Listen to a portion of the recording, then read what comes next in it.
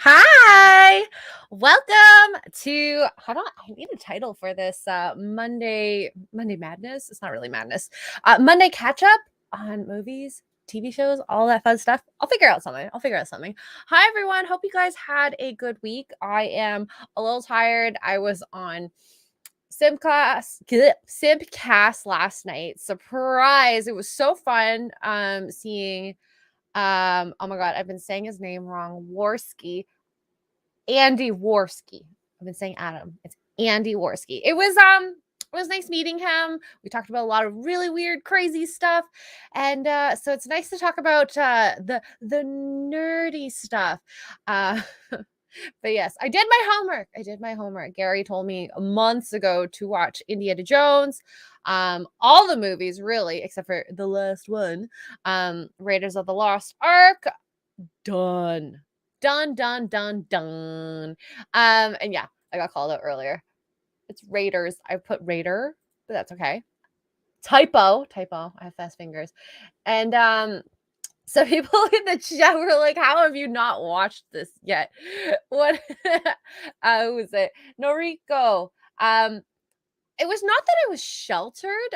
I was a busy child, like every Asian parent. I was in like piano and dance and soccer and swimming, all these hobbies. So, did I really have free time? No, not really. So, what time I did have, I think I watched cartoons. And I mean, Raiders of the Lost Ark came out, I think, in the 80s. Let me just check. Raiders of the Lost Ark. So it's not a movie of my time to say, at the very least. Let's see. When did it come out? Oh, 81. Yes, yeah. So it was a movie earlier than my time. But yeah, most movies I haven't seen, and I'm sorry. I just been busy. I've been busy. I'm okay with that. That's why I get to watch them now, and it's kind of a nice like segue into this space. And I'm glad I met Mark. I met everyone that I've met through him, and I get to live it for the first time. So be jealous. Be jealous. Um, wow. I hope I'm not out of line, but did Mark and Az know this red flag before this? um Mike married me because he loves me, even though I've not watched this. I don't know about Az. I think he still likes me, you know? He's my bruh. He's my bruh. Um, yeah, it looks like everyone, even on Twitter, said this is their favorite movie before this became Indiana Jones, Raiders of the Lost Ark. And now it's just, before it became, Indiana Jones, Raiders of the Lost Ark.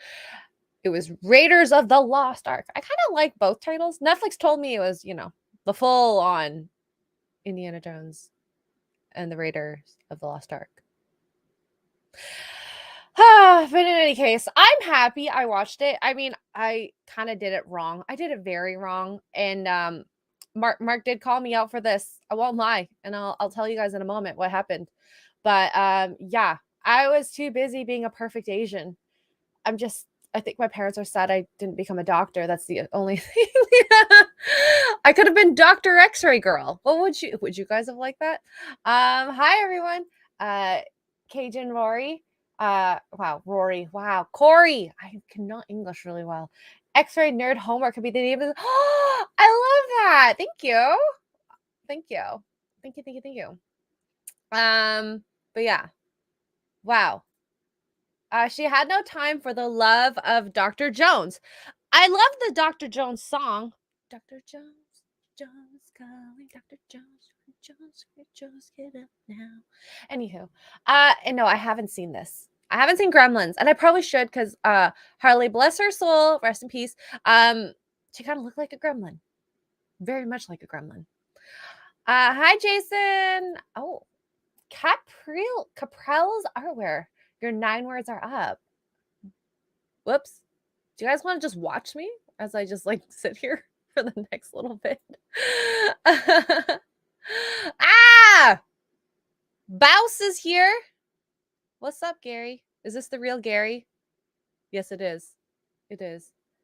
Love it. Hi. Let's see who else is here. Oh, it's called Raiders of the Lost Ark. Yeah, that's why I put Indiana Jones with the colons at the end there. Raiders of the Lost Ark, just so that I would know. Okay, I'm a normie. Let me have this. All right, we have Barry Morton for $10 for the wine fund. Thank you. Thank you, thank you, thank you. I'm not drinking wine because I do work tonight, so fortunately I have to stay sober. And Grass Wolf, 149 with the super sticker. Actually, tomorrow I can drink, so I will be using that for the wine fund tomorrow. Okay, so let's see. I think I'm still a normie. Star-crossed lines. It's a very fine line between normie and maybe nerd expert. And then Mark, what is this? And the first Star Wars film is called Star Wars. Gary gets it. I don't. Maybe I should rewatch Star Wars. I probably should. Okay, so I kind of broke up the movie into like little sections so that I could talk about it because there's a lot. I did 2 watches. The first one where it was kind of segmented. I've been busy this week, so I had to kind of like watch parts and parts and parts throughout the night. And I won't lie, I didn't really like it at first because I watched it in sections and I think I did it a great disservice. Because when I watched it for the second time, straight through, I noticed more of the charm. And plus, I think I really I like Marion as a character, but I think there were so many times that I was like, she's so annoying. But hey, I think if I watched this many times over and over and over again, I'd end up liking it more and more and more each time. I think a lot of it's the nostalgia. It's not like they're trying to get me with nostalgia, but it's just nostalgia. Wow. Okay. So the first section, kind of like the intro where they're on an expedition to get, I don't know, they never really, I don't think they said what they were trying to get, but it was like this like gold monkey. I love, first and foremost, I love the music in this movie. This movie, you know how much I love my music scores, especially in my polls. It captures the essence of the scene so well. And even from the very beginning, you know, you're in this forest, it's tense music. I don't know, band strings. I only play piano, so sorry, forgive me for people who are very musically inclined. It just it set the mood right from the beginning. And then the next thing I thought of with the first watch was, are these sets or is this real? Because I can't tell. Like, it just looks so good. Len, what movie do you like? Mean Girls. I'm a girly girl. I can admit that. And a lot of this intro, as I've said, even in my like Firefly and Serenity reviews, a lot of it's kind of like everything they put in the movie kind of hints at something else, whether it be immediately in the future or something down the line. Like one of the kind of great things that they kind of set was Indiana Jones as a character. This whole beginning kind of sets him up. You know, he's an archaeologist. Okay, yes, of course we get that. He's hunting for treasure, all of this. Epic Mike, you love Mean Girls. Maybe we should do a review on that. Yeah, we also see that he's smart.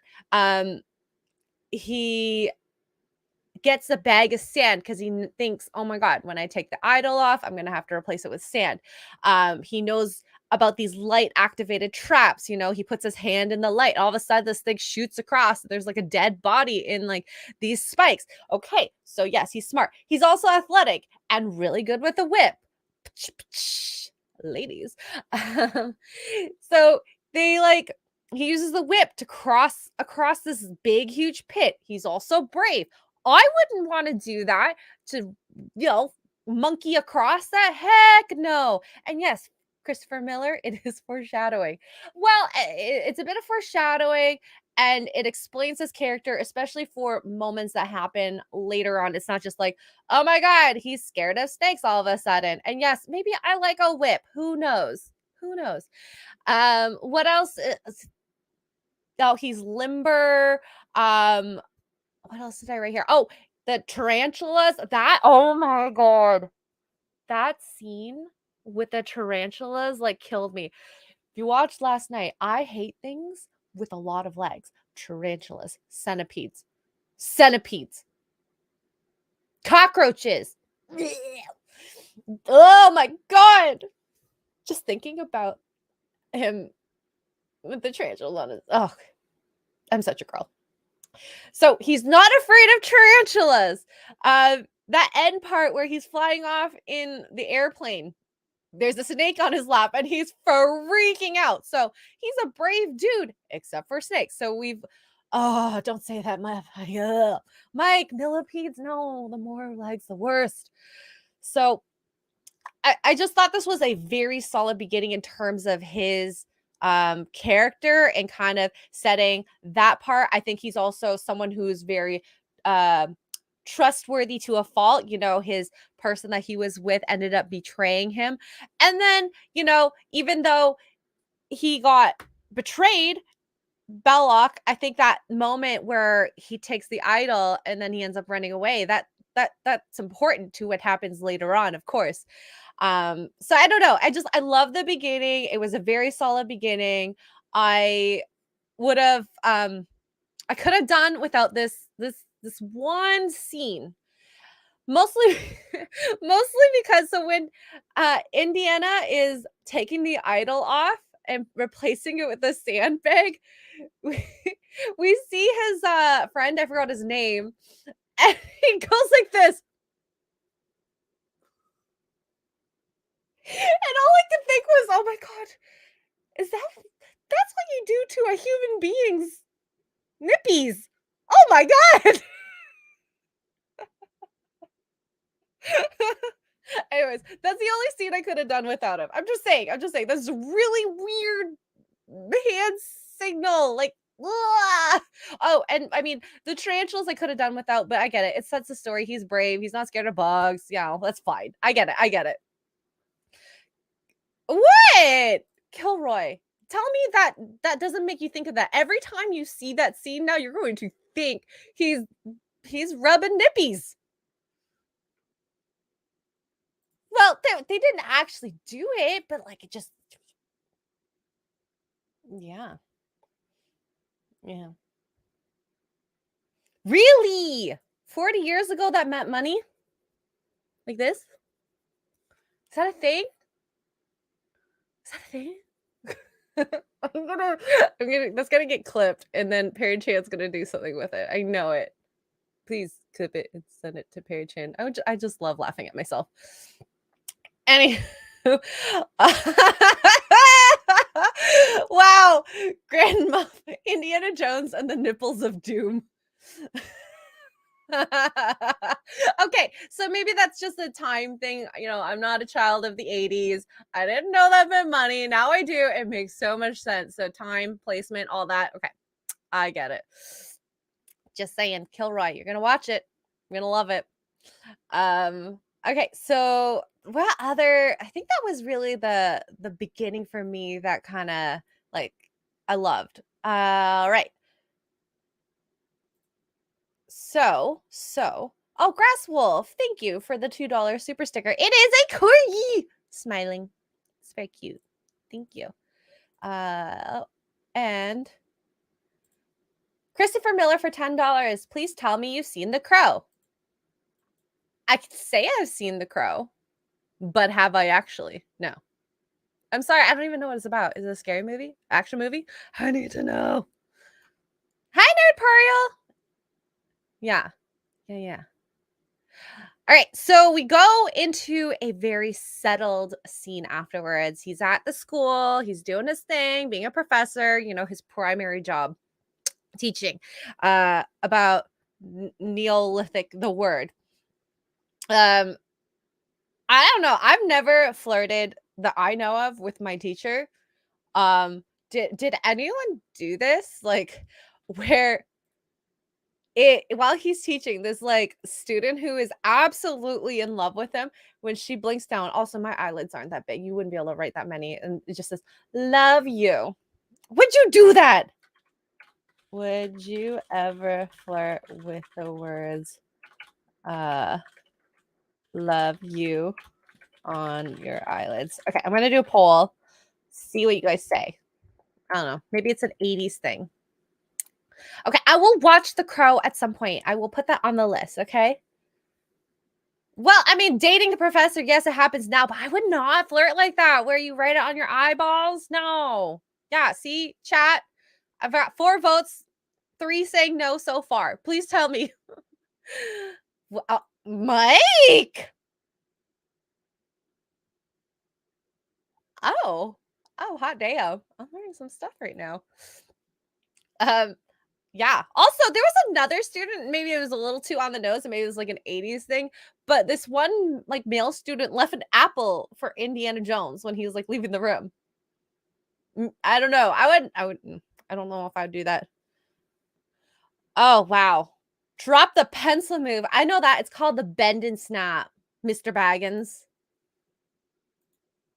Wow. Christopher Miller for $10 says, here's 10 more if you watch and review the first Crow movie with Brandon Lee. You know what? I'm just going to put this on my tab. Crow Brandon Lee, just so that I remember to add that to my list of things.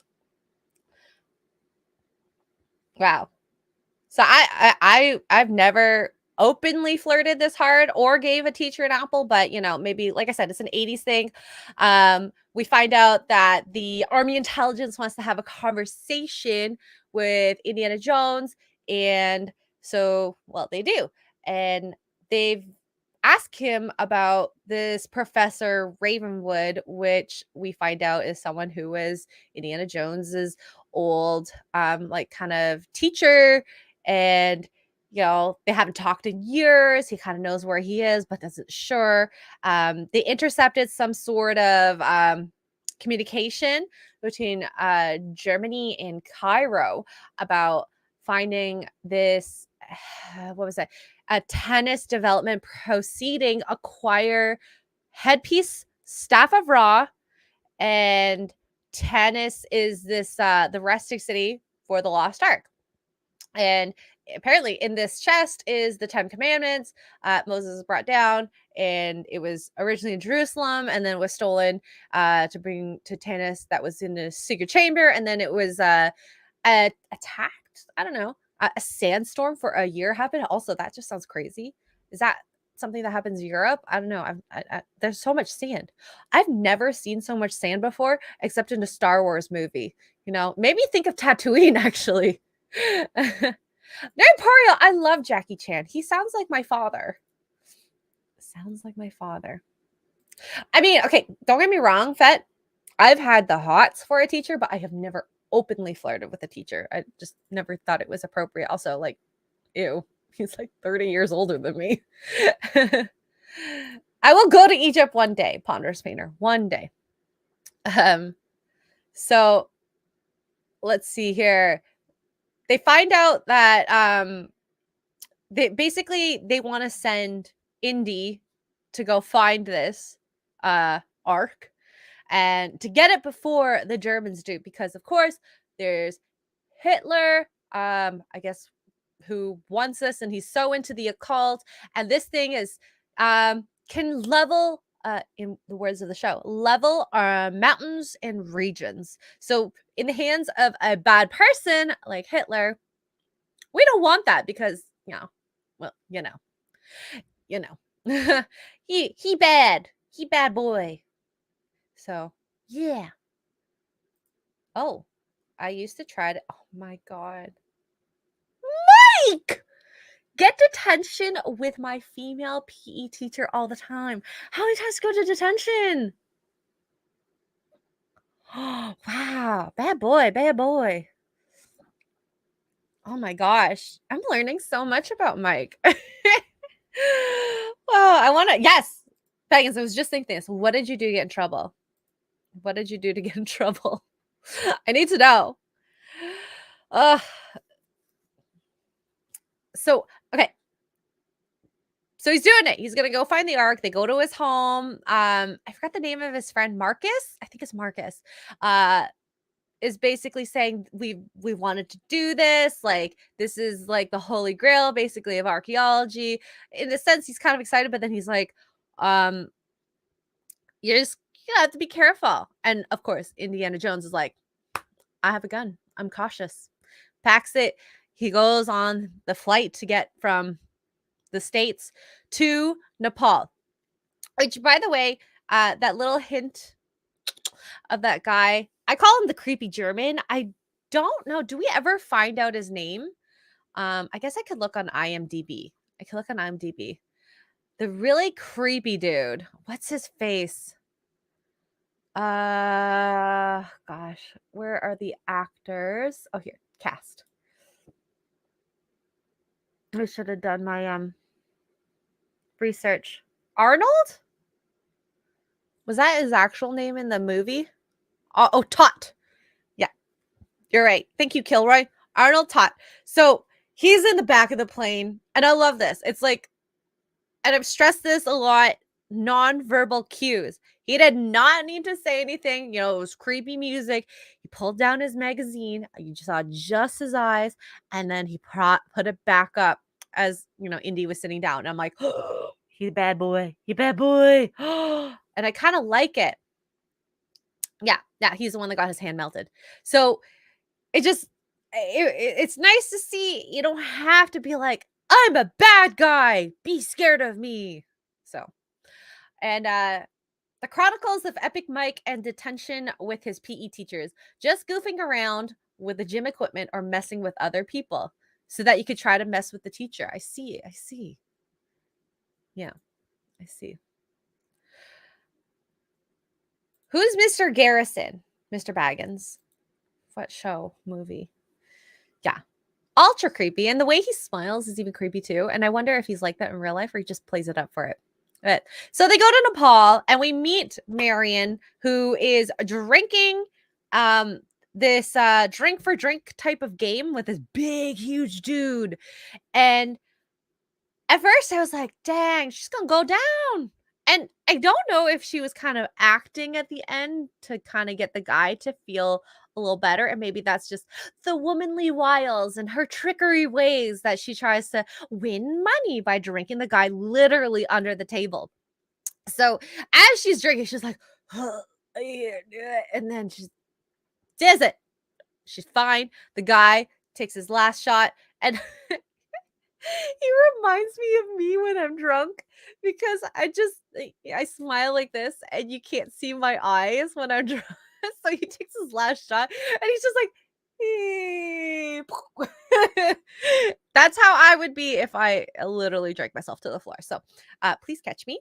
Please catch me if I do fall down. And I was impressed, you know, this little lady can drink a lot and clearly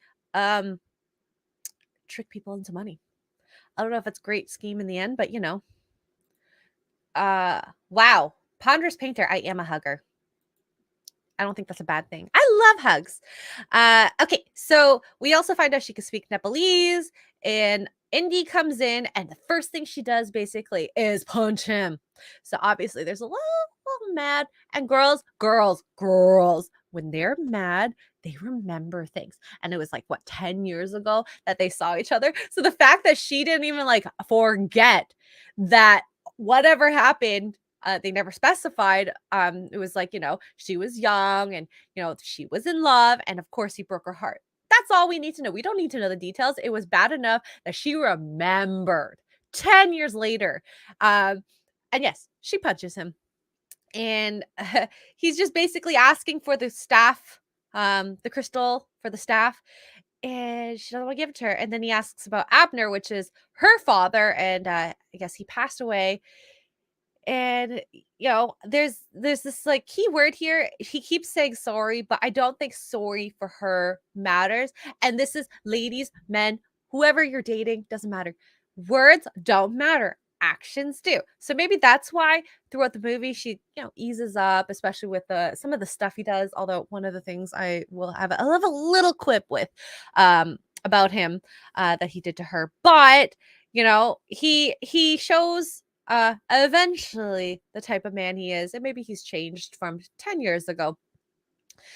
So Indy offers $3,000 as a down payment for the crystal, and then $2,000 when he gets back to the US for it.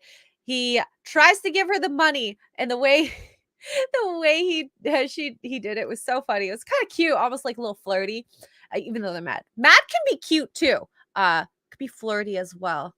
That's why there's such thing as, angry sex.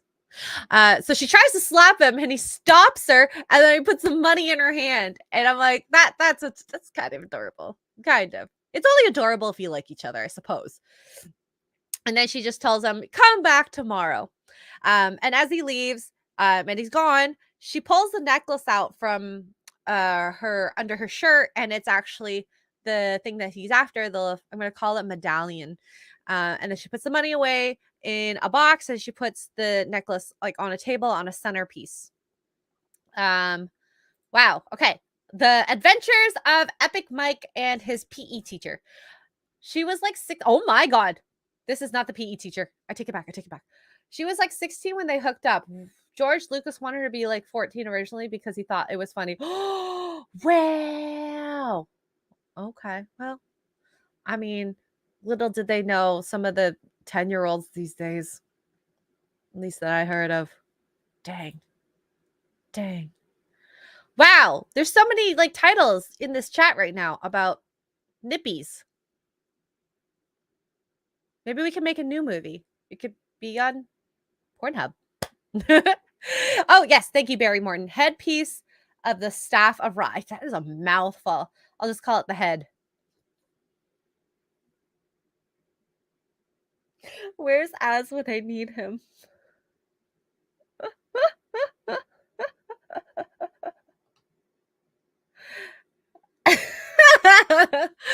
All right. Okay. Headpiece. I'm gonna call it headpiece. I can't call it the other word I used before. Okay. So the Germans come into the bar, and there's all this scary music. And what is a Fraulein? Is that like a miss in German? Fraulein in German to English. Young lady. Okay. I don't know why. It just sounded so scary coming from him, but it's probably just because of who he is, not the actual word. Young lady. Thank you. So, calls her Fraulein and asks, the same thing basically that Indiana did. Did you give him the medallion? I hope you did it. And it's very creepy. And the way he like addresses her was just, it didn't feel okay. And like she knew. And while he's talking to her, and the first time I watched it, I didn't notice, of course, until the guy moved to hold on to her. But when she was like, no, I'm not giving it to you. But there was a guy like preemptively standing behind her, I guess, to grab her because they knew what was going to happen. Clearly, that was just their like way of just in case it doesn't go away. So she tells him no. The guy grabs her, and the creepy Mr. Tot grabs the fire poker, all hot, and it's bright and burning red. And basically says, I know you'll tell me, even though she says, I'll tell you everything. So right before he could do anything with the poker, idiot Jones with his grabs a poker, flies it off, and then it hits the curtain. Everything starts burning. But weird, creepily enough, Mr. German guy was like sweaty already. I'm sorry, we're in Nepal. Are you really that like sweaty? Maybe it's just him. He's got sweaty glands. He's just sweaty all the time. He's so evil, he's sweating all the time. It's his evil coming out of his pores. He clearly does not have flawless skin. All right, so poker goes, the fire is starting, and then they start this gunfight. I think it's kind of fun the way they kind of did it. Tables come down, the medallion, of course, our headpiece falls, and the fire kind of like starts burning it. makes sense for what happens next. And just the the fighting style that they had for this, it's so different from today. But what I love about the fighting style in the bar, or just anywhere really, I think that's how real people fight. You know, we watch these movies where people are tactically trained, and of course, yes, of course they know how to fight, but like then other people who aren't tactically trained could do the same thing. So it makes no sense. But like, I watched a really horribly funny video of two people fighting, unfortunately at Pride, and they could not land a punch, and they had these two girls like pulling them apart the entire time. Like, these girls are stronger than these guys. Anyways, I think it's real fighting. Yeah, Creeper McCreeperson. Yeah, but like I think it's realistic. No one knows how to fight in the real world. Right?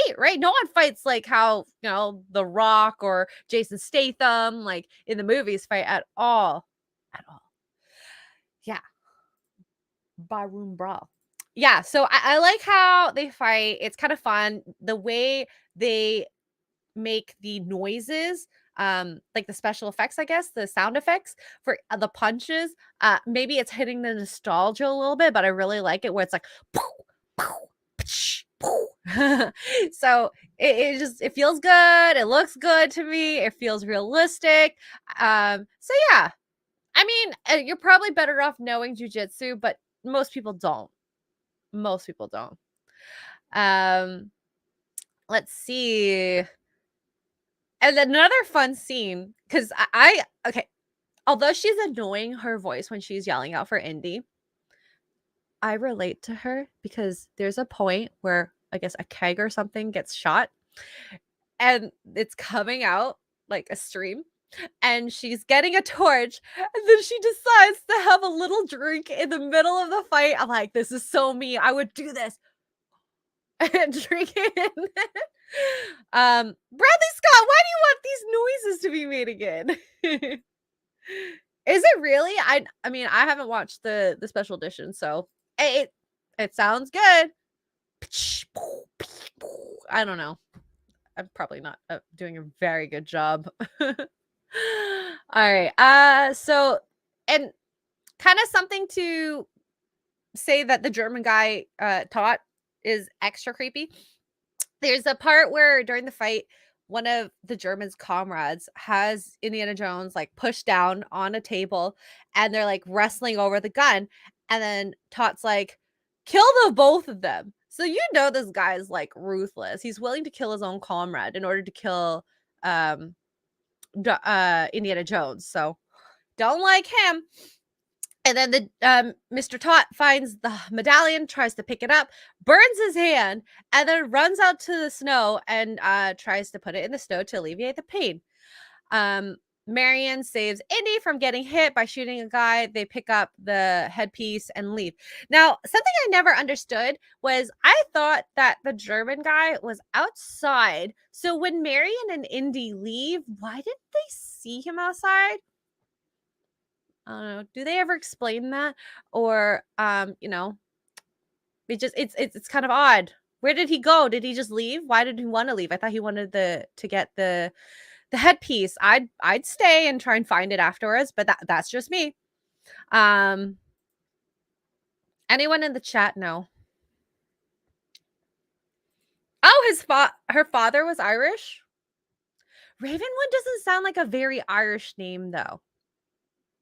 I would have chosen a different last name. But we'll see. It's in the script. Wow. Thanks, Mary. So Marion's basically like, I'm going to be your partner because you owe me because you burned down my bar. Oh, God. Yeah. But I mean, like, that's the thing. It's like, this guy's ruthless. I'm going to shoot you.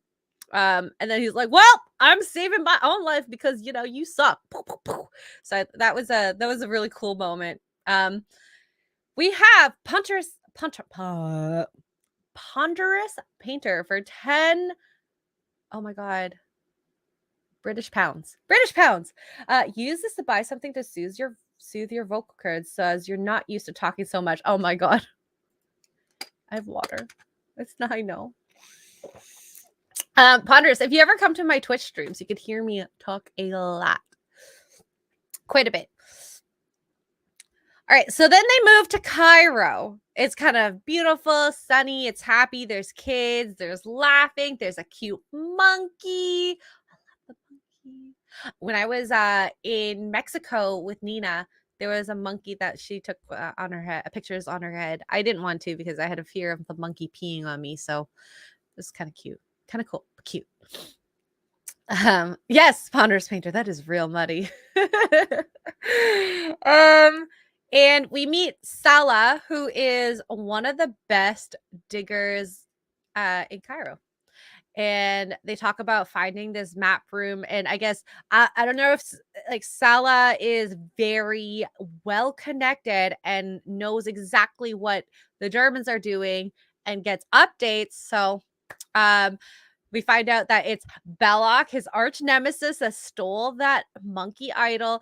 And you can see the look on like Indy's face when he hears that it's Bellock. He's like, oh God, him again.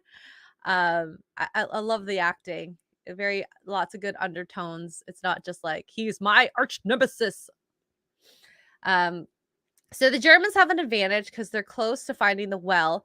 But he shows Salah the headpiece, and Salah does give him a warning that the Ark is to not be disturbed because it causes death. And we're going to hint back to the first initial conversation he had with the Army of Intelligence. There's a page they're looking at with the Ark, and there's these lights coming off of it, and they say that's like thunder and fire, which is why the Ark is dangerous. We'll find out. Okay. So they want to find out what's written on the headpiece because they think that the Germans, the ones digging currently, kind of know, and they're very close, if not have found the, what is it called? Well of Souls. Wow. My digger. Hassan, hi. Salah said that him and the Egyptians being forced to dig by the Nazis is like the pharaohs have returned. Yes, he did say that. I kind of missed that. Because I was wondering what that meant, but yes, bad dates. Yes. Also, I missed that too the first time. Thank God I watched it a second time because I was like, what is they talking about? Like going on dates? I had to rate that it's about food. So Marion and Indy are walking around in Cairo, and this is where the date conversation goes. And I initially thought, first watch, that they were talking about going on a date, and I'm like, wow, they're so friendly, they're going on dates now. Holy crap. But no, it was about food. So the monkey runs away and goes to some guy in an eye patch. It's like a German guy, German pirate, I guess. And the man basically like follows Indy and Marion. Marion flirts with Indy. So cute. I was like, why haven't you settled down yet with kids? And you know, even her dad said Indy knew, or her dad knew Indy to a T. You know, he was a bum, and the only reason that Indy alienated the dad was I guess what he did to Marion, which we never find out 100% what happened, but you know, he gone down effed it up. And then these Arabic guys, I don't know, I didn't really know what to say. Arabic, Egyptian guys in big white outfits comes out with swords and attacks them. And in comes the fight scene. Julius Flavius, if the pharaohs had returned, the workers would have gotten things done for their spiritual spiritual head, the king, son of gods. Yes, they were slaves essentially, though, right? I think so. Egyptian. Oh my God. Yes. I don't know why I wrote Arabic. I must have been tired. I must have been so tired. Oh God. Yeah, you could spot a guy in the background wearing Western clothes in Cairo. I think it was a movie mistake. Really? Well, the thing about it is Cairo is a like at least a touristy spot, so I could see that. But if they like had, well, actually, no, this was 1937, wasn't it? I think so. 1937. No, you wouldn't see. Depends on Western. Was it like modern day 1980s Western, or was it like, 1930s? Yeah. Who hasn't done that? Fall in love with an older man.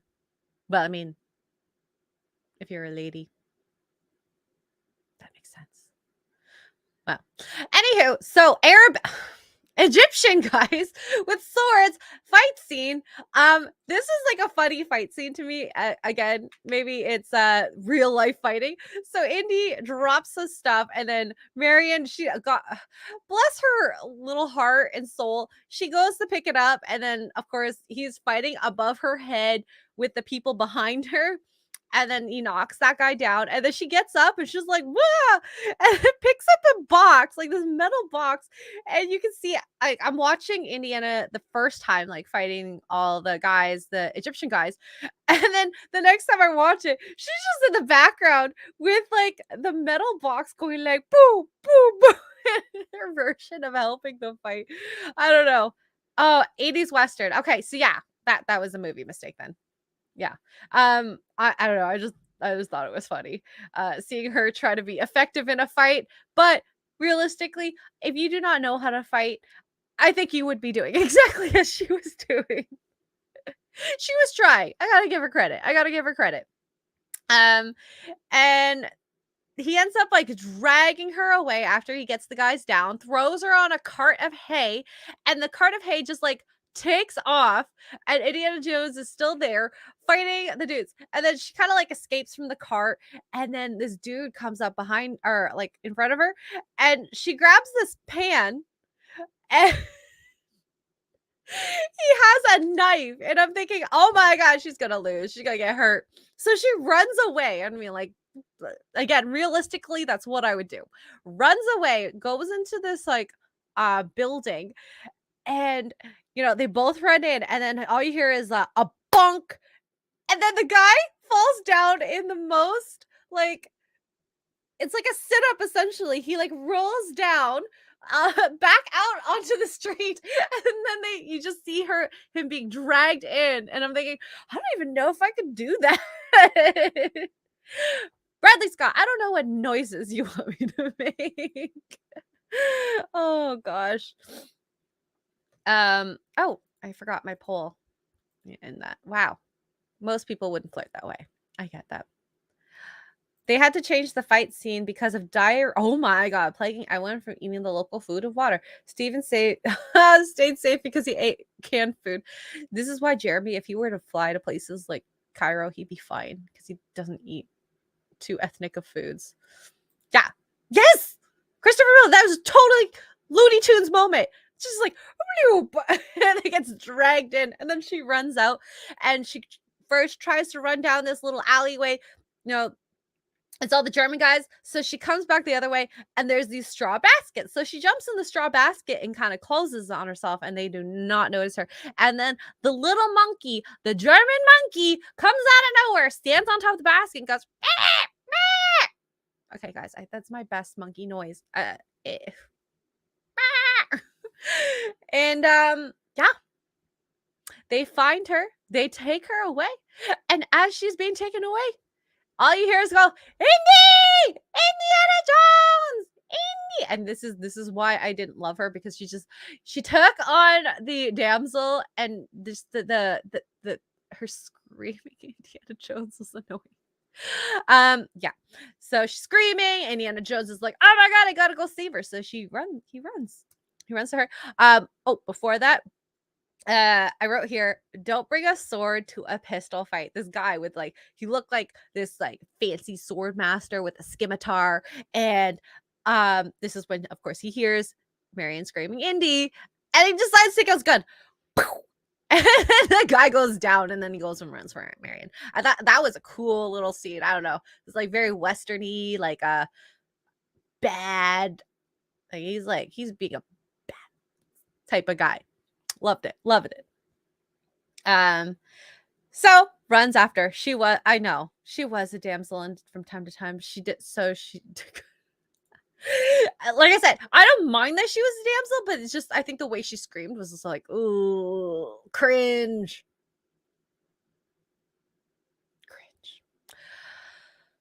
Really? That was improvised?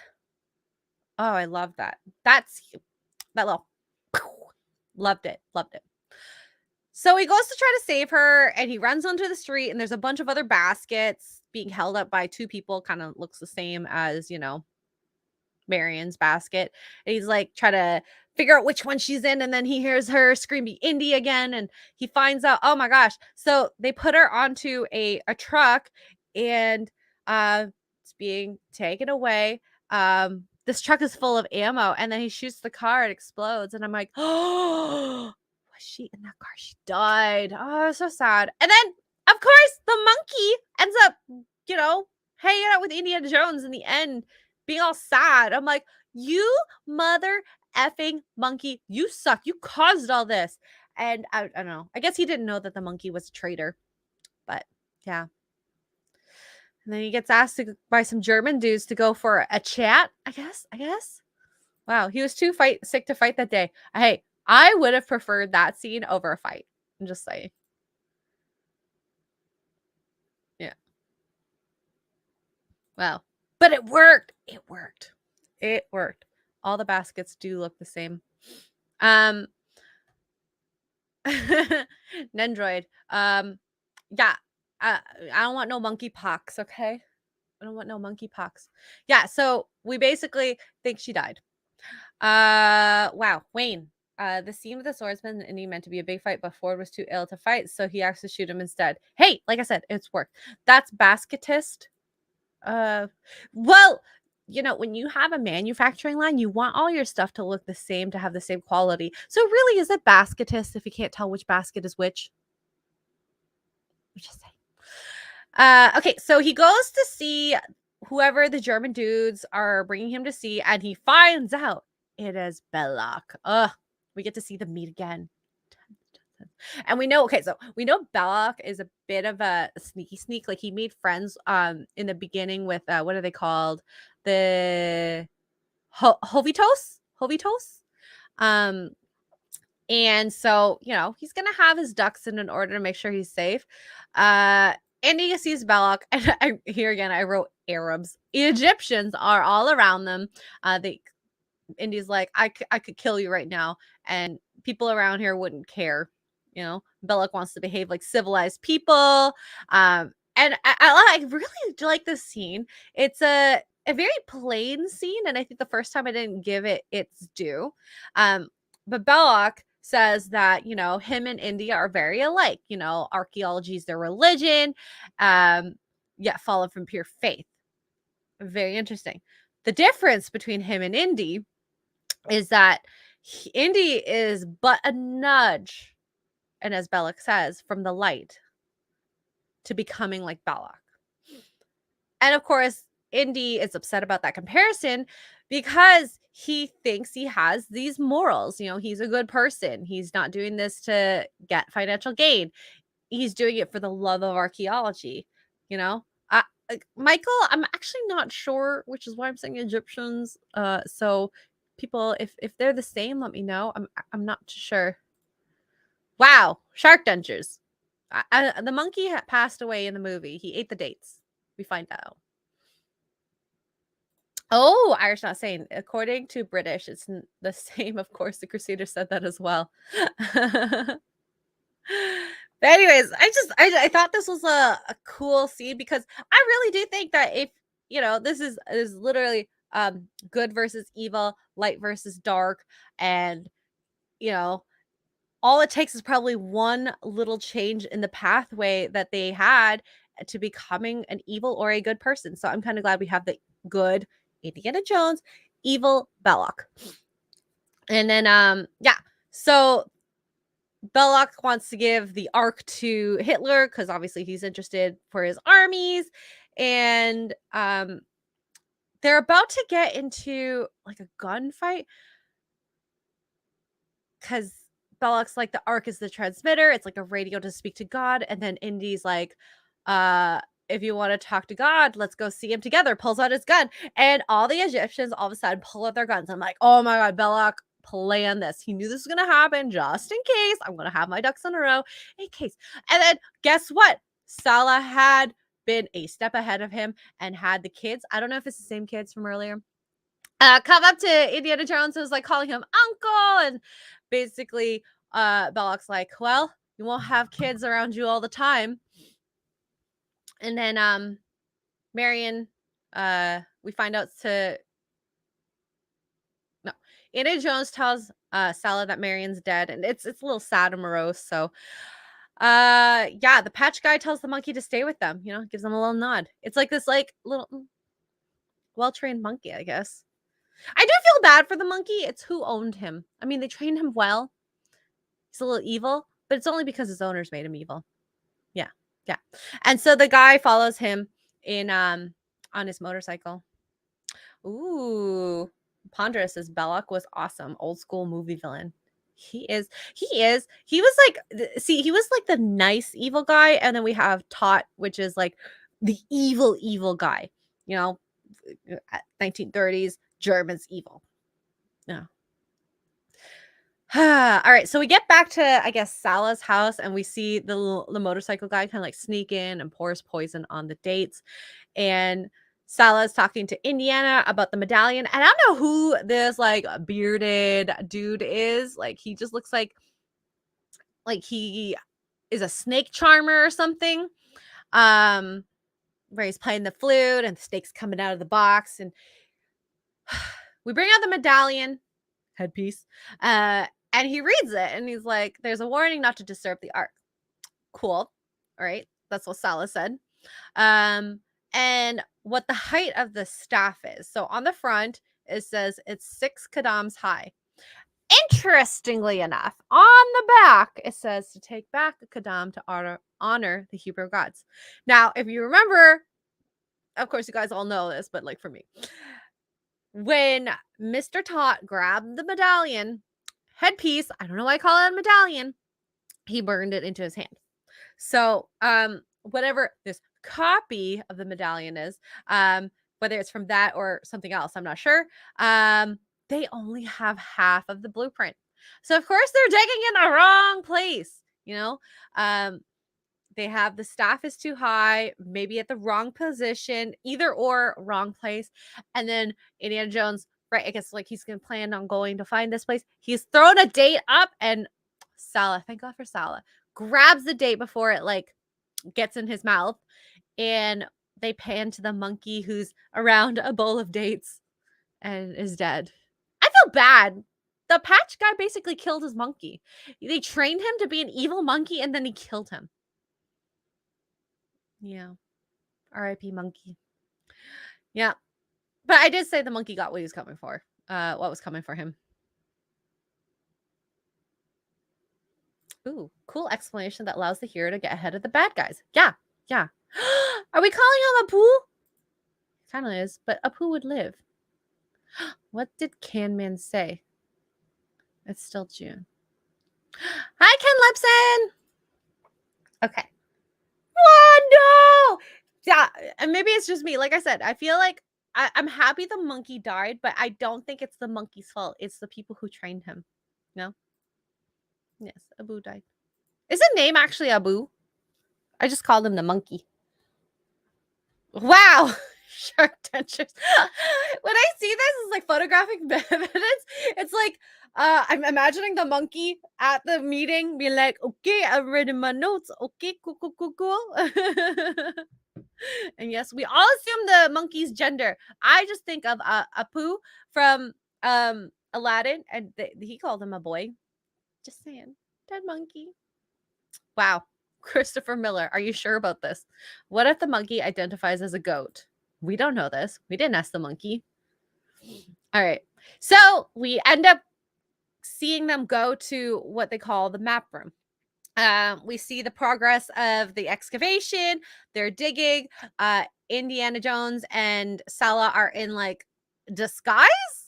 I don't even want to call it disguise. It's just them in like regular Egyptian wear for what I think is 1930s Egyptian wear. And they sneak to where the map room is, and they know kind of what time they need in order for the light to go through the room. Salah, obviously, he's well connected, he knows this sort of stuff, and so they try to act all inconspicuous. Sorry, they the way they did it was so funny. They're like, I'm not doing anything, I have a rope over my shoulders, whoop, I threw the rope down, and oh, I'm down the hole too now. Wow, no one noticed what I'm doing over here. They act all conspicuous, and Indiana Jones has a staff, has the headpiece, goes to the floor, which is, it's interesting. There's like all these little holes, and he clears sand off of the tablet where the holes are. I'm actually surprised. Okay, so we see that where they put the previous stuff, why did they not clear the entire tablet of all the sand? Maybe plot hole there. I don't know. It makes no sense because Bellock, who's an archaeologist, would have read that. So I don't understand why he got at least the puzzle of where to put the staff wrong. I get why he didn't get the height of the staff, but it just, that part didn't make sense to me. Um I guess, but we saw which hole was used. Wow, phrasing. That so maybe okay. Plot hole. Possible plot hole. Not so plot hole-y now. Okay, so if Standstars were to happen, I would assume the hole that they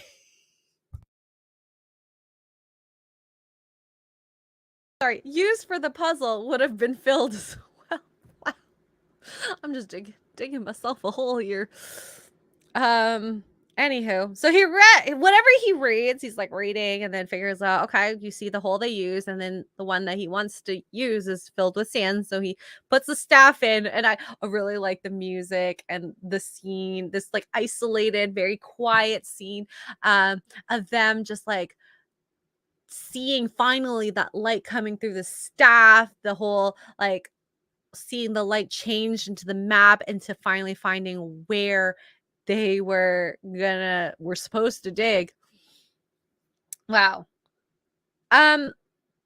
So again, Ponderous Painter, this is going to be left up. Please clip this. Please send this to Perry Chan. I am, I'd be very happy to be made fun of by him. It's almost an honor. Yeah, Ponder. Okay, so Ponder's, that scene was really epic. I love the music. I love the set, the sand. Like, it obviously was a set. I don't think that's real life, and they did a good job. It looked so cool. The camera work, the music, the lighting. I felt hot looking at the scene. So, very Egyptian or Arabic, I guess, in the 1930s. Yep. Yeah, so we find out where it is. The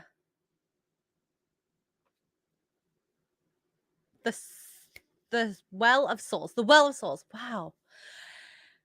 And he gets thrown a Nazi flag down, and he gets pulled up.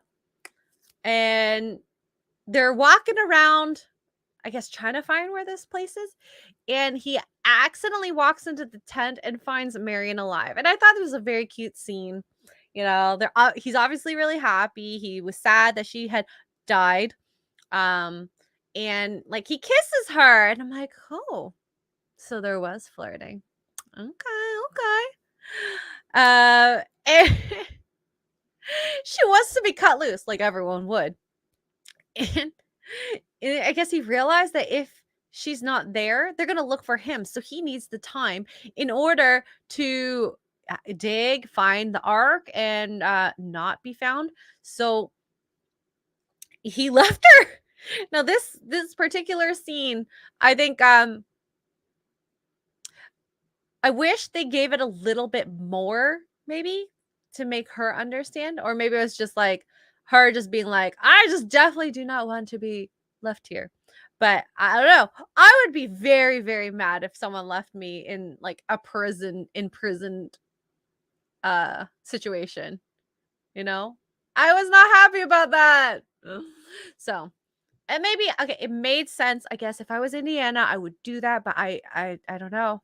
Would you leave your person you like to go do that in order to not be discovered? I don't know. It's hard because I've never been in that. Yeah. Yeah. So yeah, it's mean, but it's practical. Like I get why he did it. I just don't know if I could do that. And maybe that's my personal morals that I'm putting onto his character.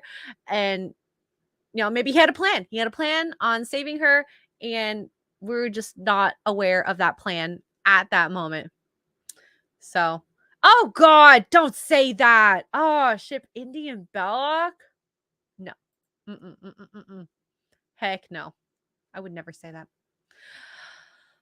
So he leaves her there on the pole with a gag in her mouth. That sounds naughty.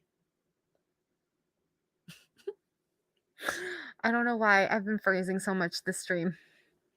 He goes and finds the Well of Soul. And he eventually finds it. I guess from the little mini map, there's like these pillars, and they found the pillars, so they knew where to dig. And so they're digging. And it's like super dark, so I guess they are not found by the Germans, or any of the men that are under their hire. And as they're digging, there's these thunderstorms happening, and they hit the stone, and then they clear it all off, and then it's this big, huge stone covering it. So they like lift it off and move it to the side, and they see this big, huge statue of a snarling dog. I meant to check if this Anubis, is it Anubis? Yes, it was a big, huge statue of an Anubis. Pretty creepy, won't lie. And at the very bottom, there's like a billion, cajillion, trillion snakes at the bottom. Oh my God. Okay. So I guess I'm afraid of a lot of things with things with a lot of legs and things with no legs. It's one or the other. Far extremes. Ugh, ugh. So freaking gross. And that it is like a nightmare thinking that if I ever got stuck in a pit of snakes, I just want to die. I just want to die. Wow. I am wholesome. Get a wholesome of this Xray Girl. Wow, they did get a lot of snakes on the scene. And were they like, okay, so those cobras, they must be poisonous or like some sort of dangerous. Bradley Scott, what about things with one leg? Are there animals with one leg? Is there an animal with one leg? Unipedalism. Pedalism. Oh.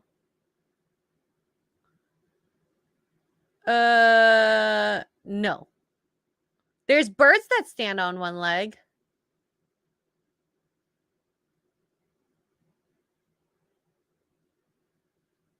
Wow. Okay. Well, there you go. See? There you go. I am not a legist. A seahorse? But that's just a tail then. Guys, that's why I'm innocent. I didn't get that joke. Venomous but poisonous, there's a difference. Okay, so I saw someone said they defanged them. Okay, that's great. Perfect. I'd still be scared. Well, Mark is 2.5 legs. So we're gonna go back and forth between Marion and Bellock, and going into the Well of Souls. And so Marion is obviously stuck to the pole with a gag in her throat, and Bellock comes in, gives her water and food. And I think this is where the primary reason I didn't love her, but I know it was for the scene, because she's starving and she's thirsty and she's eating like a savage, and she's eating and she's talking at the same time. And you can hear like, and this is why I don't like the idea of ASMR chewing sounds. Have you guys ever heard of misophonia? I have a little bit of it. So when people are like chewing and you can hear it, it like, ugh, it makes me like so grossed out. So she's kind of doing that. And then he brings out this like beautiful white dress and he's like, I think you'd look beautiful in this. And I feel bad for her because she's like, what do you do? And so she finds a knife on the tray. So she kind of like hides it for something in the future. And as she's changing, you see him like looking at her like naked upper half of her body. So he's like, yeah, dude wants to get it in. And maybe it's like this whole like light versus dark version of Indiana Jones kind of playing up that part where like, she's this desired woman for Indiana. So of course he's going to be wanting her too. So yeah. Yeah. And wants to protect her, she's a damsel in distress. So she asks for a drink. Then we see goes to the scene of Indiana going down. Oh my god, going down through that hole on a rope. And as he's being lowered, he gets dropped. Absolutely dropped. And he lands in front of this cobra. And I love this. There's not much he says, but it's like the subtle quiver in his lip. His eyes are wide, and he's just like and it's like effective and then he like backs away from the cobra and then he gets oil and sprays the snakes and then burns them. Wow. Phrasing. Oh, I know what I said now. Going down the hole. It's the truth. It's the truth. And yes, Christopher, she hit it because she wanted to make a she wanted to make him a sandwich later, just like the good woman she is. She was smart to play along. Yes, no, she she was. She was. And I mean, she's using her womanly ways to kind of like sneak. And this is where I love like the comparison of a strong woman. She doesn't have to be physically strong. She obviously is not a fighter. She's obviously not physically strong, but she's smart. She can drag a man under the table, and we saw the reason why we saw that scene at the very beginning. And then eventually it's useful to her in the movie. In a point that saves her. So they start like drinking, Marion and Bellock. And it's like set up just like the game. They each have a glass. He poured the drink, and Bellock like takes a sip, and then Marion just like downs it, absolutely downs it. And I don't know, is this like a male thing? Especially when you're younger and you want to seem like very manly. Do you guys like to show that you can like drink? Like, is that a thing? Is manliness linked to the amount you drink?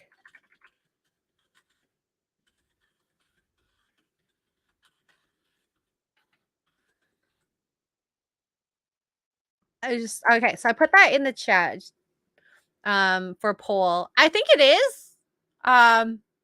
But I think that's why he felt pressured to drink equal to her. And it's funny because she obviously the drink back, easy peasy.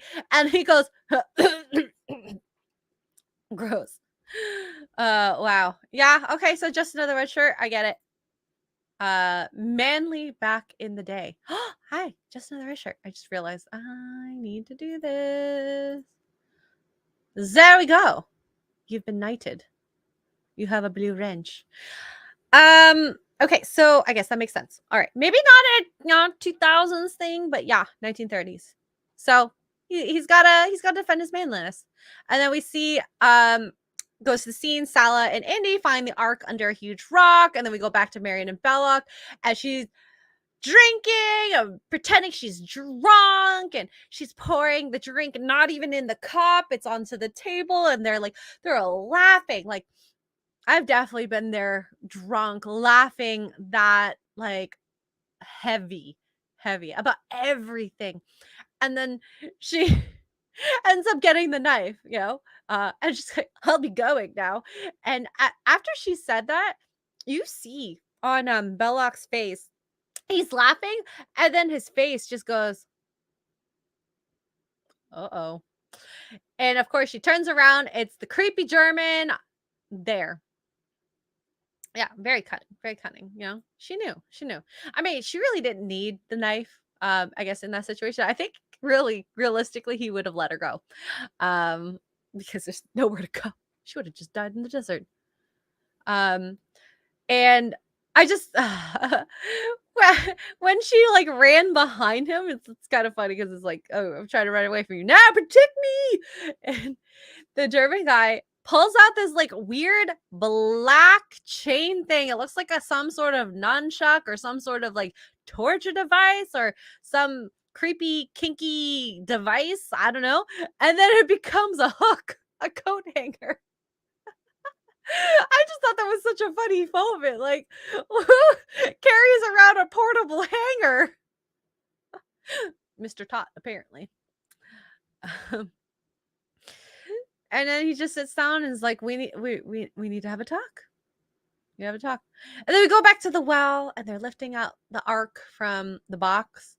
And it's so beautiful and golden and moment. Yeah. That was it. Just it didn't always have to be. And this is a nice example of putting humor into a movie where it's not like, and I think Marvel loves this like slapping knee humor that's a bit too much now. And I kind of wish they took a lead from this like subtle humor because it just made a lot of good moments in a movie that wasn't like, you don't have to have it all action. This is how you put humor in it. I don't know. I don't know. Yeah. His coat was leather. Yeah. Yeah. Yeah. Let's see. The German accuses Bellock of liking the girl too much. And then Bellock tells the German guys that, the archaeology that they're doing is too primitive with the bulldozers and stuff. You can't protect the artifacts that way. And as they're like kind of talking, they spot Indy's men at the top and they're like, "Wake up your men. We need to go address this." And so the Germans discovered them, and I thought it was interesting. So I expected to find when you saw the scenes of everyone outside of the Well of Souls, there's going to be like a couple of dudes that were doing the digging to be like, in some words, arrested. Excuse me. And I don't think I saw it, but then again, like I said, it was only a second watch. I think I have to see it again in order to like spot these little differences. But it's very like an ode back to the very first scene. The rope drops on the ground after the box was lifted. It's kind of the same thing as, when we saw his friend not throw the whip, and after Indiana Jones threw the idol, and of course it was Bellock who ended up betraying him in the end. Totally in the end. So now the ark is in Bellock's hands. Ha ha ha. Of course it would. And he basically is going to end up killing Indy. He's going to be like, you are basically going to be something someone will find one day. And then he ends up throwing the girl down as well. Not he, the German guys.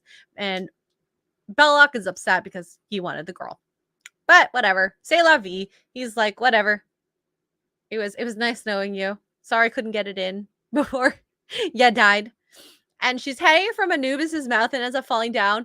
And Indy catches her. And this is a classic. I imagine if I were in this scene, to fall down, looking at a snake and going, "Oh my God!" And she runs on top of Indiana Jones, is like straddled on top of him, one leg over one shoulder, one leg over the other shoulder, be like, "Save me!" Save me. Yeah, very creepy. So then the Germans end up closing the lid, and no, they seem like they're dead. I honestly, I'm like, how are they going to get out of this? I don't know. Yes, maybe in 1,000 years, even you will be worth something. There's not much left there. Sorry, I couldn't get in. Well, he wanted to obviously be with her in a sense, like couldn't get it in. I know he didn't technically say it, but he wanted her. She's a beautiful woman. Definitely don't disagree with that. And maybe it's a bit of like, if Indiana Jones wants it, I want it.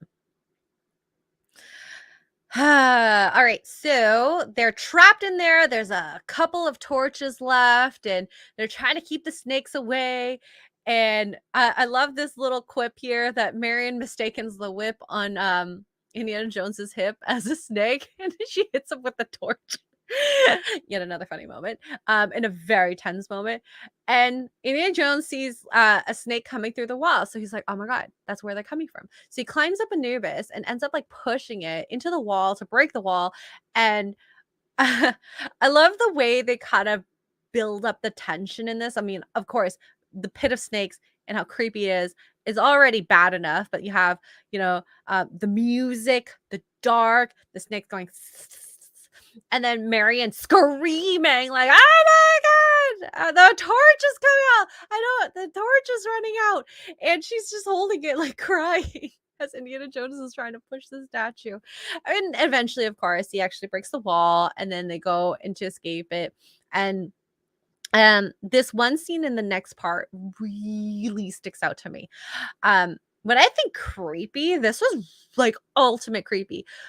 Marion's like freaking out. She runs into these like a bunch of dead bodies. That part, of course, is creepy. But the worst part was they end up on this scene where there's this dead human, mouth open, and this big, huge snake is like coming out of its mouth. And I mean, I don't know, that just gave me the heebie jeebies because it's just that. I don't know. Who would ever think a snake coming out of someone's mouth? It's like some like hentai stuff. Really, at that rate. No one should have a snake in their mouth that big. Wow, I'm really digging myself another hole. In any case, Indiana Jones pulls her and calms her down, and then he ends up finding like within the wall some light, and he ends up pushing it out, and they've escaped. Easy peasy. Look at that, Mr. Resourceful, brave, stunning, white man. But that's why I love the beginning, because we knew he was resourceful, very smart, and obviously knows architecture of old Egyptian buildings. So he knows the ins and outs. So obviously he'd find the hole in the wall and be like, look, that's my escape route. So there we go. He finds a way out, and then they see a plane land, and they know they're going to load it with the Ark. So Indiana Jones is like, we're going to be on that plane. And guess what? They're not going to be on that plane because they start a fight. Indiana Jones is starting to fight the mechanic. And then, I don't know. Okay, so this buff dude starts walking. I mean, like, he looks like some sort of fighter. I don't know why he has to take off his shirt. Why does he have to take off his shirt? She's like, take it off his shirt and be like, I'm topless and buff and muscular. Oh gosh. And after he fights the mechanic, he ends up fighting the buff dude, and Marion is like, oh my God, let's take the brakes off this plane, which is like these like triangular blocks. And the plane is like, it's not moving yet, but it's about to. And this fight scene, yeah, and again, it's kind of like realistic. Indiana Jones is not a fighter, but he will fight dirty. He kicked the guy in the balls. He bites him, and like it's just like real life fighting if you're not trained. So I kind of like that. I like that. Ooh, Irish not saying he is a fighter, and they had a fight scene in each movie, but it was cut in the third. Oh no.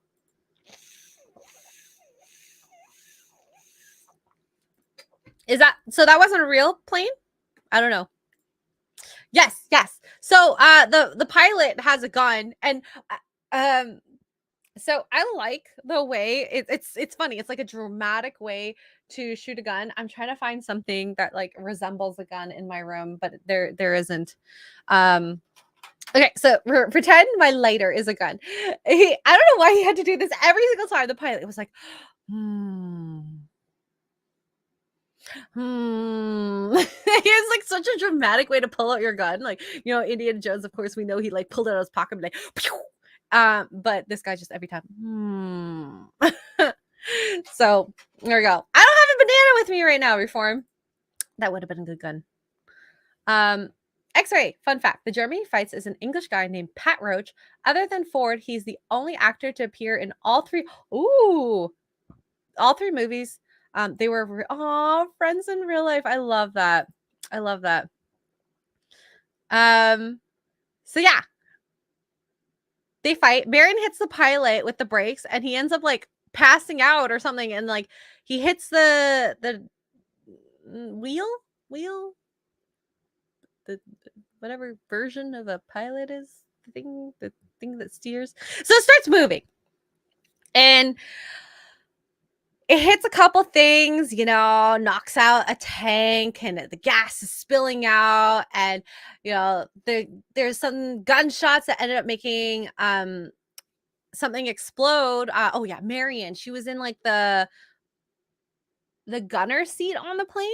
I don't know, guys. I don't know things about planes. The stick, yes, BS. The stick, the throttle. Wow. Anywho, so she's in the gunner seat, and this like truck full of Germans comes, so she's shooting all these Germans, and horrible aim, but she tried. Indy's still fighting the big buff dude, and she ends up shooting something that ends up exploding, and then it alerts all the other German officers that are kind of far off in the distance. And the plane's moving, Indy's fighting, and Marion needs rescue again. She can't get out of the plane seat. Indy and the guy end up fighting, and then Indy gets knocked down, and this is a good thing. The plane was moving for a good reason. Ends up hitting the buff dude, and he's, I guess, dead. Unless he comes back. Does he come back? Like, I mean, I know he comes back, but he's come back as that character. But, like, butchered. Questions. I have questions. He ends up getting Marion out. After the dude dies, he shoots, like, the clasping mechanism. Gets her out, and they run off. And they find Salah and tell him that, he tells him that the Ark is headed to Cairo in a truck now instead of the plane, because obviously the plane is, Oh, it's a different character each film. Okay, good, because he be dead after all that, I think. Wow, John Cannon. I'd sell my soul to look like Harrison Ford. Oh my God, he's very handsome in the movie, though. I won't lie. Young Harrison Ford, very handsome.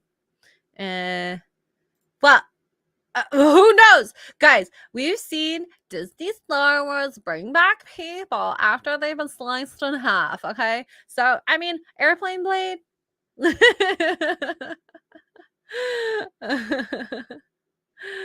Wow. Falling into an airplane propeller can ruin your whole week. Maybe a month or 5 or 6, I think. So now this is a great action scene.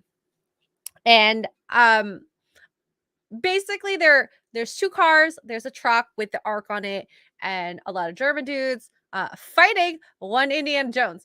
Indiana Jones comes in on a white horse. I don't know if that was symbolic on purpose, but it was a white horse and like white knighting almost, maybe. I don't know.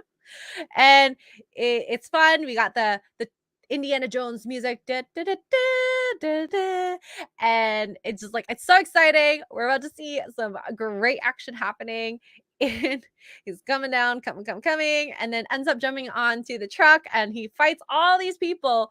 It was a really like well choreographed for one, shot for 2, and I don't know who did these stunts, but some of these stunts were absolutely insane. So I really, really, really hate shaky cam when there's fighting scenes / when you get scenes where it changes camera angles so often where I don't even know what's happening in the scene. So this whole time I knew what was happening. I could see it. I didn't feel like, oh my God, who is that? I even know who the bad guys were. Obviously they weren't named, but I knew which bad guy was fighting him every time. So there was that. I loved the part where anytime anyone flew out of a car, holding a door. The part where Indiana Jones was like on the front of the truck, and the one guy. So this, I love how they did this fighting scene between him and the driver of the truck.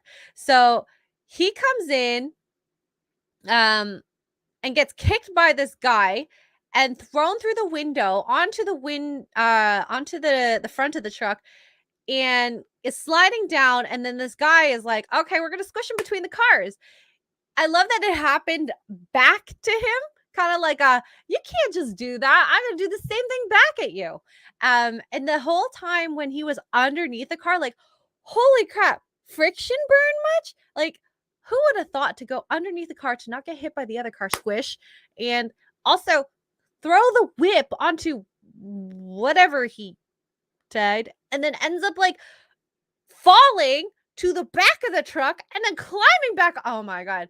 Who, like, did he actually do that? I feel like he did. I tried to look for his face. I think he did a lot of those scenes himself. It was, oh my god, like, well choreographed, well done. And if he did all those scenes himself, kudos to him. Even if he didn't, I think that Spielberg shot it so well that you couldn't tell it was a stunt double, at least not on my first and second watch. So that was really cool to see that whole scene, and to see him kind of like take back the truck, how it was taken from him, and get rid of that guy. And just, yeah, it was so good. It was so well filmed. Um, really good, really good. I don't know. I bow down to Spielberg. Yeah, so freaking good. It's a famous stunt originally performed with horses and a wagon in Western. That's true. Yes. That too. That too. Oh my gosh. So, I don't know. It wasn't just like a fight to look cool. It was like can a fight be meaningful? It felt like a meaningful fight. It felt like a well, like, placed fight. So Indiana kind of like drives the one last car that was there off the road. One of the other cars kind of flew off a cliff. By the way, that green screen looked really cool, really good for like 80s, I'd have to say. And drives away in the truck with the Ark into Cairo. And I love this like setup that they had, because he drives into this like garage, and then the locals all of a sudden pile into the front, and just like distraction technique 100% hid them. Loved it. Loved it. Must have been a Salah thing to set that all up, because who would have he went to Cairo first, and he's like, okay, I got you covered. So I think prior to this, he did tell Salah, get me something to get to England. Plane, boat, train, doesn't matter. So I guess he ends up getting a boat, and we see Indy and Marion all battered up, kind of dirty. They look stinky, not very good. And we see the captain of the boat. I don't know if this is a placement, but he was wearing all white. I guess, do pirates wear white though? Because they kind of hinted that they were kind of pirates. So I thought that was interesting. Was it symbolic that he was a good guy? Don't know. So Salah introduces him and basically threatens the captain. Is like, do not mistreat them, because I will hear of it. And then I love the little backhanded comment Katanga, the captain, says to Mr. Jones. He's like, Mr. Jones, you're exactly how I'd imagine. Your appearance is exactly how I would imagine. Douchekin, I thought they were just dirty, so you'd assume they were like black. I guess end up looking black because of how dirty they were. Maybe he's a good pirate. And this scene here, Marion gives Salah 3 kisses, one on the cheek, another on the cheek, and one on the lips, just for him. And he's like so happy that he sings the song. Guys, are women literally that effective on men? I don't know. Maybe, guys, let me know. Jet, not propeller. Are we on the same part of the stream? Yeah, Salah. Okay. Kind of going back to the beginning with his first friend, who he betrayed, I think we did see Indiana Jones a little more apprehensive about Sala. Like he knew he was cool, friendly, great, but it was nice to see him actually be a good person.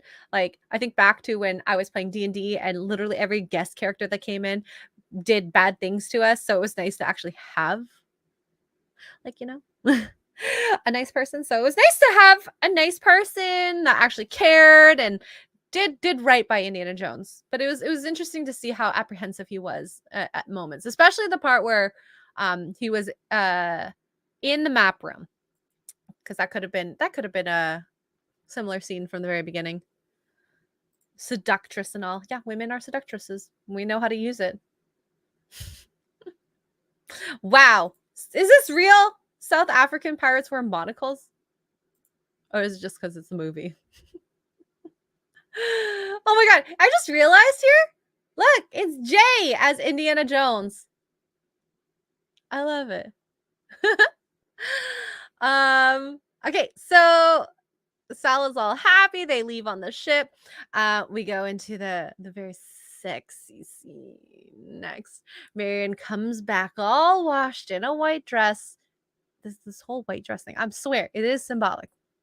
Um, and she's looking all fine, and she's looking in the mirror, and she does something. Another funny moment. Spielberg really likes these funny moments. It's fogged up, so she ends up flipping the mirror, and it hits Indy in the face. And so whatever, she doesn't notice. She comes around, Indiana's taking off his shirt, and she's like looking at him all half naked in the mirror, and she's like, salivating, Indiana Jones. And so she starts to like try to be like a nurse. She's cleaning him, tending to his wounds, and he's like, ow, ow. He tries to push her away, essentially. He's like, Marine's like, God damn it, Indy, where doesn't it hurt? And then, of course, this is where we get like the real flirting. Oh my god! And this is I imagine if I were to flirt, that I could do this. I could do this. Where he's like, where doesn't it hurt? And then he goes, it doesn't hurt. It doesn't hurt here. and then here, and then this is here, and then. Shark Dentures, baby, she was jonesing. And like right here, oh my god. They didn't make it that far because they made out. It was a hot kiss, hot steamy kiss, and then he passes us out. Has anyone ever done that? Have you fallen asleep? Is manliest Nick to drinking? We have 64% saying no. I don't know. Maybe I won't ask this as a poll. Wow. Yeah, y'all in the chat thinking on the same wavelength here. He was tired. I mean, after doing all that, I would be tired too. He literally jumped from car to car and was underneath the car being dragged. This is like that's crazy. That's crazy. And he got shot. Man went through like craziness. So yeah. And then she says, we never seem to get a break, do we? So I guess it's the next morning. We see the box. There's a burnt look on the box now where the Nazi symbol was. And I guess the engine stopped. So Indiana's like, I'm going to go check. Marion was like naked in bed or something. Did anyone notice that? So maybe she got it in. He just needed a little nap. I don't know if that was hinting at that, So Germans are on a submarine and they found the boat, and they come onto the boat, and the captain's like, go get Marion. So he tries to find her. She ends up getting captured by the German people, and then he's hiding. And then I love the captain. Like I said, he's wearing white, symbolic. He's like, I killed Indiana Jones. And then he tries to keep Marion. He's like, in place of the cargo to reduce our loss, we could use someone like her. And Indiana Jones, I don't know what this is, but it's like a pipe that looked like a horn, like something to come out, or maybe like exhaust. I don't know. You can see little Indiana, just like his eyes here, like kind of watching the scene. And they end up taking her. And even the Germans try to take her. And this is like literally men being like, I want the lady. There's literally no ladies around. I get it. She's a beautiful woman. And then Bellock is like, I will take her as compensation. The Führer would be fine with this. And if she fails to please me, then you could have her. Okay there, Bellock. Okay there. Ventilation. Okay, thank you. Okay, got it. Ventilation. Yeah, I wouldn't know. I don't know planes or boats or trains. I barely even know a car, and I drive one. Well, might I add. So I guess Belloc ends up taking her. They go to the German sub, and we see the captain. I guess he's trying to find Jones. Makes sense, wants to make sure he's okay. And then they end up finding him boarding the ship. And then I do love that they put the Indiana Jones song da, da, da, da, da, da, as he's boarding it. And so we see and I like this next little scene where they're moving towards where the German headquarters are. You have like a superimposed image of them inside the submarine and the kind of like the path that the sub is taking to the island. No, I am not. I am not. I missed the joke again. I missed all of it. I missed everything. All right, so we're now at German headquarters. Indy beats down a guard, takes his uniform. I love that this little lovely little nugget here where we see Belloc and Marion have like a stare off at each other. We know why Marion's mad. They're like, cut through eye. Marion's like, I don't like you. You disgust me. I hate that you tried to kidnap me, essentially. And I like that, like the look on Belloc's face, and this is where I put my impression of why he looks kind of like upset. He has like this stoic look of loss, like he knows he can't have her based on what's happened. He wants her and he desires her, and he knows that she's mad at him to the point that I don't think he knows that he can get her. So I don't know. Ventilatio. Wow.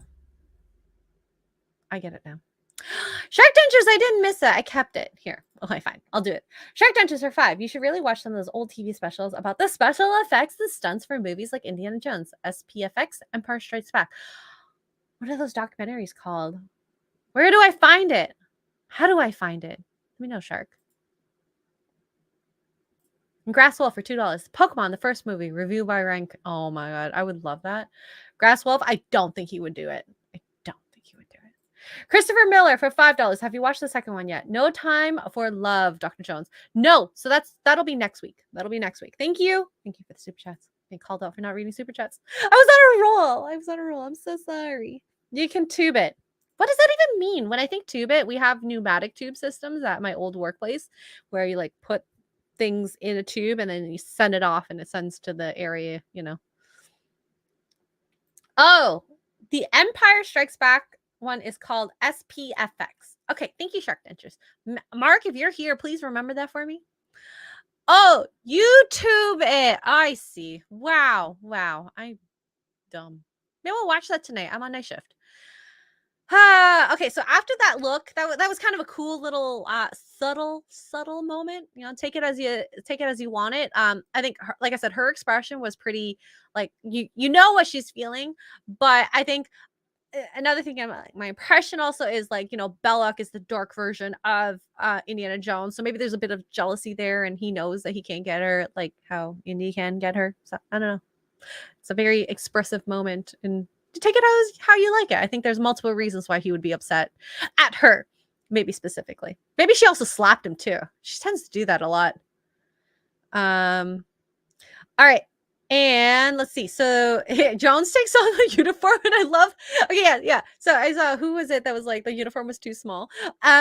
Len. Yes, for once the uniform is too small. I love how he's like, I can't button it together, and so he gets caught by some other German officer, and then he ends up punching him and taking his hat. And that was a funny, cute little quirky moment. Like, wow, you can't just take anyone's outfit; it has to be the right size.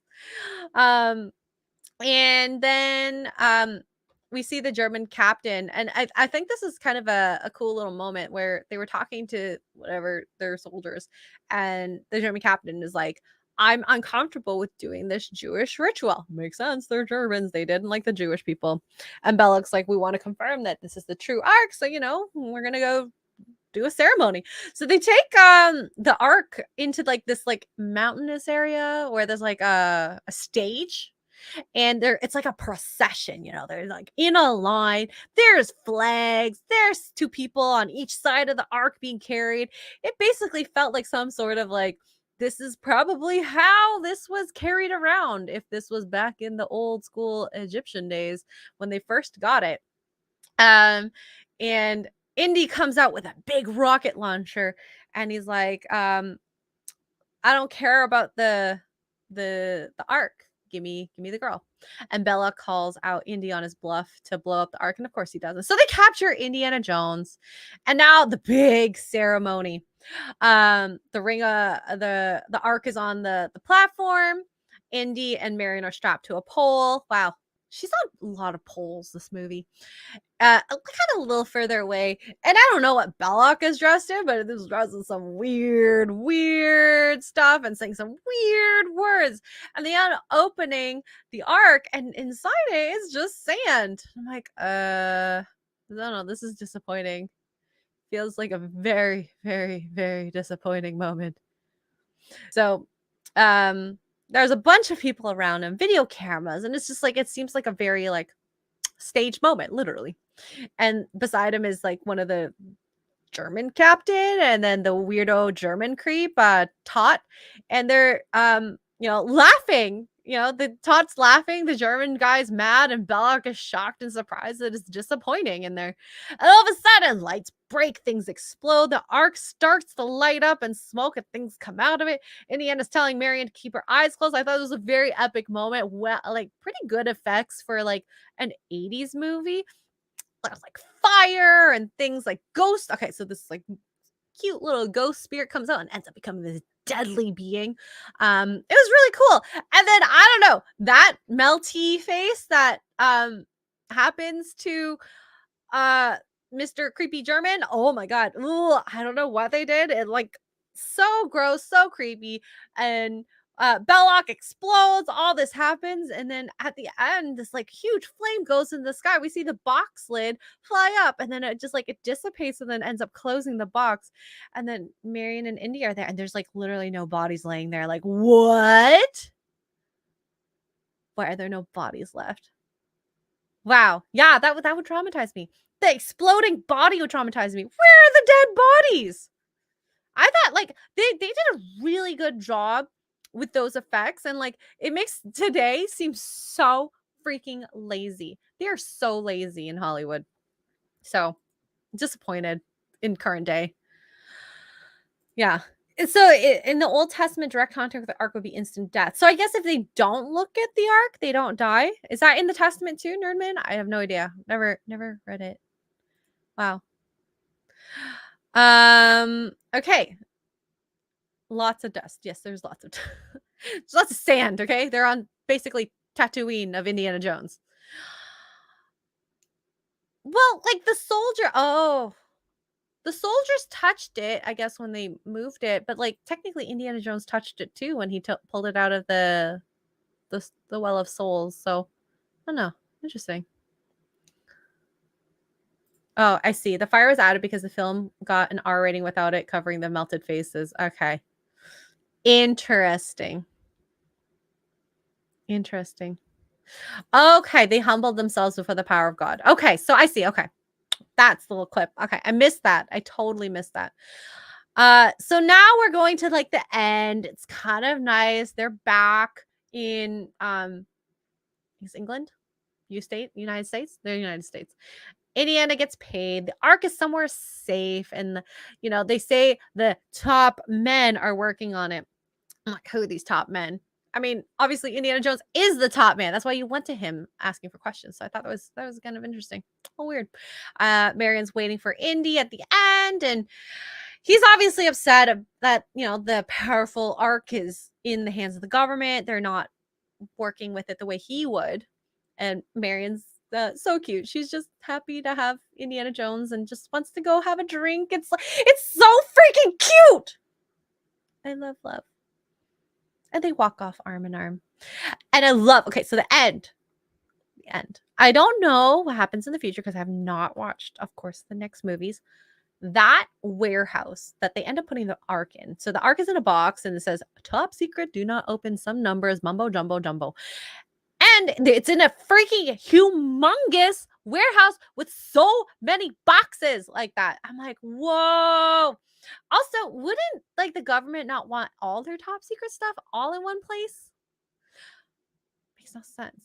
Makes no sense. Fourth movie brought it up too. Oh, okay. So maybe I will have to watch the fourth movie for fun. I don't know if I'll actually review it, but it's actually so freaking cool. So cool. But in any case, that is my review of Indiana Jones first watch. Well, first/second watch. So it was okay. Overall impression, it was a okay. First time watching it, I made a disservice not giving it a full watch straight through. So and I didn't like it up until the scene with the snakes. Second watch, absolutely loved it. I needed to watch it through. I had to make a couple notes, so I did pause a little bit, but I was like fully in it. My eyes were on the screen the entire time. I wasn't falling asleep and missing scenes, and I missed a lot. I missed a lot, so that was my fault. That was my fault. So I really loved it. I give this movie, if I had to rate it, super duper fun. Like it's a whole fun movie, like a 10 out of 10 for fun. I think in terms of story, editing, all that, between like an 8.5 and 9, I think.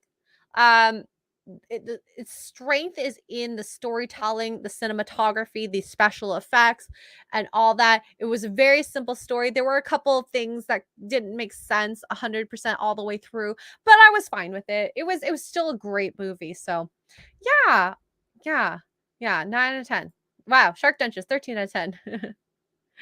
Oh, guys. Skip the second, go straight to 3. Mark's favorite movie is the second one. So he is going to join us next week for that. We also have another super chat here. Dushkin for 5 British pounds. That's proper money. Sorry. You speak so much more. Oh, you should speak so much more in FNT. You should become a contributor rather than just a producer. Dushkin, I would love to contribute, but like I don't watch Kenobi or stuff like that. Like it's hard to contribute, but also like you don't actually see all the stuff I do on Friday Night Tights. I'm like manning super chats. I'm reading and trying to edit them so that it makes sense in English.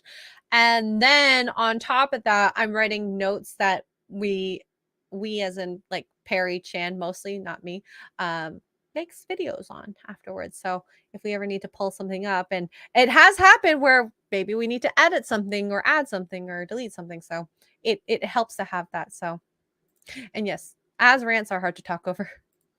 But yes, I really, really, really want to do more of these. After this, I want to do Buffy. Zia reminded me I want to do Doctor Who. So I don't know. Maybe I'll have a second day to kind of do 2 shows. We'll see. We'll see. And yeah, I can't wait. Number 2 has a really good line. Hey, I'm right here. The rest is just decent. Hi, Spike. Yeah. Anyways, you guys have been awesome. Let me just, I didn't check this because I was totally on a rant. We have Aiken for $5 says, I hope you love this movie. My wife and I do. I did love the movie. I did. I would just watch it correctly the next time and the next time. But now that I actually love it, I know I would actually like concentrate on it completely. Grass Wolf for $2 says, Ryan said Mewtwo is his favorite because of that movie. Did he actually? Oh, I'm glad, Len. I'm glad that you enjoyed listening to me rant about all the good things. Maybe a couple bad things. There wasn't a lot of bad things to say about it. It was mostly complaining about Marion's shrill voice as she was screaming. But yeah, I know we can't do raids yet, so let me find the G&G tabletop. So I know they're going to be live soon if they're not live already. Where's the link for it? Do they not have a link? Oh, you know what? I should probably just check on Twitter. I can find it on Twitter. Tabletop. And then I'll drop it in the chat. Unless one of the mods have it.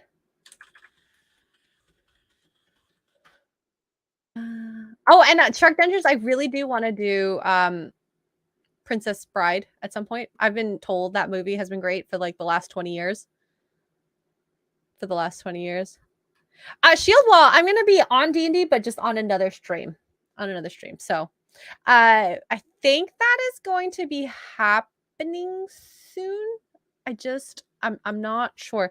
I don't know what the Geeks and Gamers tabletop. Oh, here, I found it. Finally, I found the Twitter. All right. Sorry, it's hard to think and do things at once. Okay, pinned.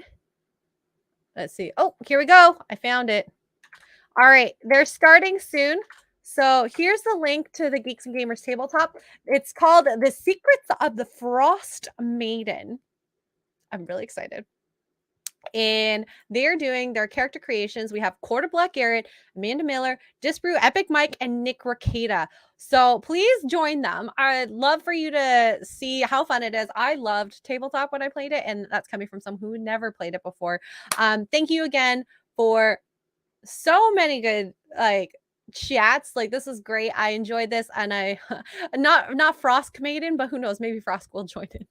But yes, go over there, say hi, and I hope you guys all have a very good night. And next week, the next movie.